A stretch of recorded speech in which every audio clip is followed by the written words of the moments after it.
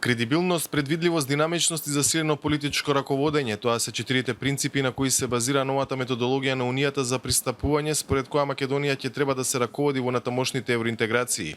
Целта според еврокомесарот Вархеј е да се утврди кредибилен пат за земјите од Западен Балкан кој треба да финишира со полноправно членство.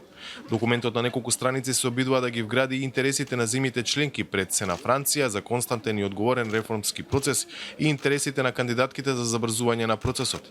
Идејата е сите поглавја да се групираат во 6 кластери во кои клучен е првиот во кој влегуваат судството, владењето на правото, фундаментални права. Со него се отвораат и затвораат целите преговори.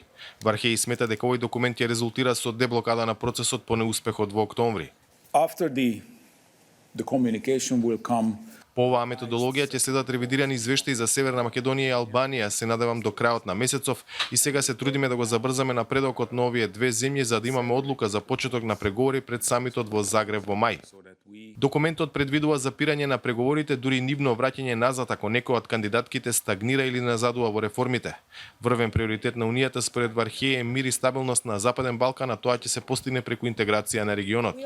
Шефот на дипломатијата го поздрави објавувањето на новата методологија од која очекува да резултира со, како што вели, двојна победа, старт на преговорите со Северна Македонија и усовршен процес. Повеќе бенефиции за реформаторите и повеќе санкции за тие кои идат назад врз основа на кредибилна објективна оценка за напредокот е чекор напред. Крајно време е за лансирање на здрава реформска конкуренција во нашиот регион, вели Димитров во пишаната изјава. За Гласот на Америка од Скопје, Владимир Мирчевски.